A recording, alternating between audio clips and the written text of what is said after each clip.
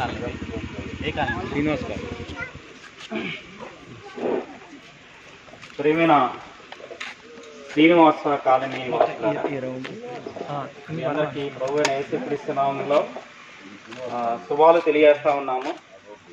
ఈ సాయంకాల సమయంలో కొద్దిసేపు దేవుని గురించి చెప్పాలని ఆశతో ప్రేమతో మీ మధ్యకి వచ్చాము. దేవుడు ఇలా అంటా ఉన్నాడు,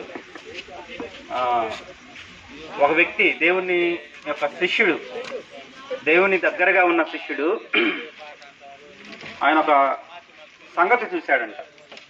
నేను దేవుణ్ణి చూస్తా ఉంటే ఆయన మహాసింహాసనం మీద ఆసీనుడై ఉన్నాడు.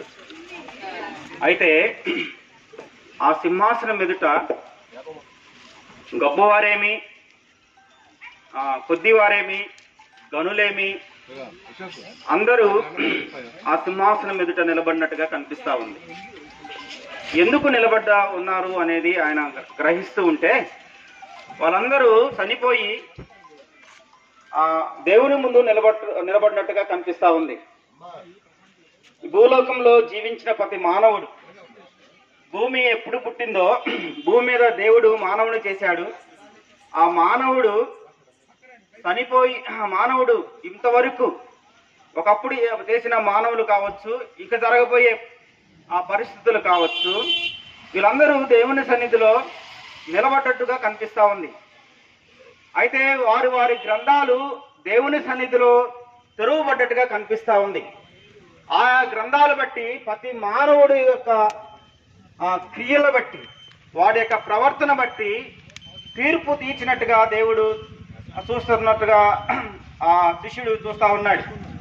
అయితే మానవుని యొక్క ప్రతి క్రియలు, మనం చేసే ప్రతి క్రియలు, అది మంచిది కావచ్చు, చెడుది కావచ్చు, ఉదయం నుంచి సాయంత్రం వరకు, పుట్టుక నుంచి చనిపోయే ముందు వరకు మనం చేసే ప్రతి పనికి దేవుడు తీర్పు తీస్తాడంట అని ప్రతి గ్రంథమందు రాయబడి ఉన్నాయి. భూలోకంలో చాలా గ్రంథాలు ఉన్నాయి. ఆ గ్రంథాలన్నీ దేవుని సన్నిధిలో ఓపెన్ చేయబడ్డాయి, తెరవబడ్డాయి. వాటన్నిటిని బట్టి ప్రతి మానవుడు, ఆ జాతులు, అది తెల్లవాడు కావచ్చు, నల్లవాడు కావచ్చు, ఏ వర్గం జాతి వాడైనా అందరూ దేవుని సన్నిధిలో నిలబడ్డారు. వారి వారి గ్రంథాలను బట్టి వారు తీర్పు తీర్చబడ్డారు. ఎలా తీర్చబడ్డారంటే భూలోకంలో వాళ్ళు జీవించిన జీవన విధానాన్ని బట్టి, వాడి యొక్క క్రియలు బట్టి, అది స్త్రీ కావచ్చు, పురుషుడు కావచ్చు, చిన్న పిల్లవాడు కావచ్చు, యవనస్తుడు కావచ్చు, వాడు చేసే పనికి దేవుని సన్నిధిలో ఆయా గ్రంథాలు తీర్పు తీర్చబడ్డాయి. అయితే ఇలా తీర్పు తీర్చబడిన వారు ఎక్కడి నుంచి వచ్చినట్టు గమనిస్తూ ఉంటే, మరికొంతమంది ఆగాధం నుంచి వచ్చినట్టుగా, మరికొంతమంది నీటి నుంచి బయటకు వచ్చినట్టుగా, మరికొంతమంది అగ్ని నుంచి బయటకు వచ్చినట్టుగా, మరికొంతమంది ఆకాశం నుంచి, వీళ్ళందరూ ఆ ప్లేసుల నుంచి దేవుని సన్నిధిలో నిలబడ్డట్టుగా కనిపిస్తా ఉంది. వీళ్ళందరూ చనిపోయిన తర్వాత దేవుని ముందు నిలబడి దేవుని వారి వారి గ్రంథాల బట్టి తీర్పు తీర్చబడ్డారు. తీర్పు తీర్చబడిన వారు చట్టక్రియను బట్టి అగ్నిగుండానికి పాత్రత పోయిన వారుగా ఉంటా ఉన్నారు. అయితే దేవుని గ్రంథం ఇలా సెలవిస్తుంది. ఆయన ముందు మరొక గ్రంథం కూడా ఉందంట. ఆ గ్రంథం పేరు జీవ గ్రంథము.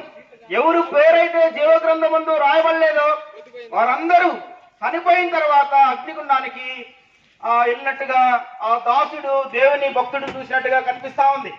కాబట్టి ప్రతి పుట్టిన మానవుడి నుంచి చనిపోయే ప్రతి మానవుడి యొక్క పేరు, అది గొప్పవాడు కావచ్చు, చిన్నవాడు కావచ్చు. గొప్పవాడు అంటే నేను ఇలా అనుకుంటా ఉన్నాను, ప్రధానులు కావచ్చు, మంత్రులు కావచ్చు, ఎమ్మెల్యేలు కావచ్చు, సాధారణ మానవులు కావచ్చు, బిచ్చగాడైనా కావచ్చు, ప్రతి మానవుడి యొక్క పేరు జీవగ్రంథమందు లిఖితం చేయబడాలి, రాయబడాలి. ఆ జీవగ్రంథమందు నీ పేరు కానీ, చెప్పే నా పేరు కానీ, మన అందరి పేర్లు కానీ లేకపోతే మన యొక్క ఆత్మలు అగ్నిగుండానికి వెళ్తున్నట్టుగా గ్రహించినట్టుగా దాసుడు చెప్తా ఉన్నాడు. అయితే జీవగ్రంథమందు పేరు రాయబడాలంటే ఏ దేవుడైతే దేవుని సింహాసనం మీద కూర్చున్నాడో ఆ దేవుడే 2025 సంవత్సరాల క్రితము సాధారణ మానవుడిగా భూలోకానికి వచ్చినట్టుగా గమనిస్తా ఉన్నాం. ఆయన పేరు నజరేయుడైన యేసు. అయితే ఆయన పేరు యేసు అని పేరు పెట్టబడ్డాడు. ఆ యేసు అంటే రక్షకుడు. ప్రతి మానవుని యొక్క పాప శాప మరణం నుంచి విడిపించగల ఏకైక దేవుడు సర్వ సృష్టికి ఆదియు అంతమై ఉన్న దేవుడు. ఈ దేవుడు 2025 సంవత్సరాల క్రితము సాధారణ మానవుడిగా నా పోలికలో భూలోకానికి అవతరించినట్టుగా కనిపిస్తా ఉంది. ఈయన గురించి దేవదూతలు ఏమంటా ఉన్నాయంటే, ఏ మానవుడు సమీపించరాని తేజస్సులో ఈయన మాత్రమే వసిస్తూ ఉన్నాడు. సూర్యకాంతి కంటే అధిక తేజస్సు కలిగిన మహనీయుడు, గనుడు, గొప్పవాడు, సమస్తమును నిర్మించినవాడు, భూమిని ఆకాశమును సమస్తమును సృష్టి నిర్మించినవాడు, ప్రతి మానవుణ్ణి నియమించినవాడు. ఈ దేవుడు 2025 సంవత్సరాల క్రితము అందరి కోసము తన ప్రాణాన్ని త్యాగం చేసినట్టుగా కనిపిస్తా ఉంది. ఆయనే నజరేయుడైన యేసు. కాబట్టి ఈ యేసు రక్తంలో మాత్రమే పాప విమోచన జరుగుతుంది. నేను పాపిని అని గ్రహించగలిగితే మన అందరి పేర్లు జీవ గ్రంథమందు రాయబడతాయి. ఎవరి పేరైతే జీవ గ్రంథమందు రాయబడినట్టు కనిపించిన ఎడల వాడు మరణంతోనే మరణించిన తర్వాత మళ్ళా తిరిగి ప్రాణం వస్తుంది. వాడు అగ్నిగుండానికి పోతున్నట్టుగా కనిపిస్తా ఉన్నాడు. కాబట్టి ఈ సాయంకాల సమయంలో నిన్ను ప్రేమించి దేవుడు నీకు ఉచితంగా రక్షణిస్తా అంటా ఉన్నాడు. అయ్యా కుమారుడా, కుమార్తె, నేను నీకోసం ప్రాణం పెట్టాను. 2020 సంవత్సరాల క్రితం నేను భూలోకానికి వచ్చాను. మీరందరూ నా బిడ్డలే, అందరూ నా బిడ్డలే. కాబట్టి నేనే దేవుడను. నా ద్వారానే తప్ప పరలోక రాజ్యానికి రాగలరు. వేరొక మార్గము లేనే లేదు. ఈ జీవగ్రంథమందు పేరు ఉంటేనే మీరు దేవుని సన్నిధికి రాగలరు. లేకపోతే జీవగ్రంథమందు పేరు లేకపోతే నీ పేరు పరలోక రాజ్యంలో ఉండదు. అగ్నిగుండానికి పాత్రత కలిగి ఉంటాం. ఎప్పుడు చనిపోతామో తెలియదు.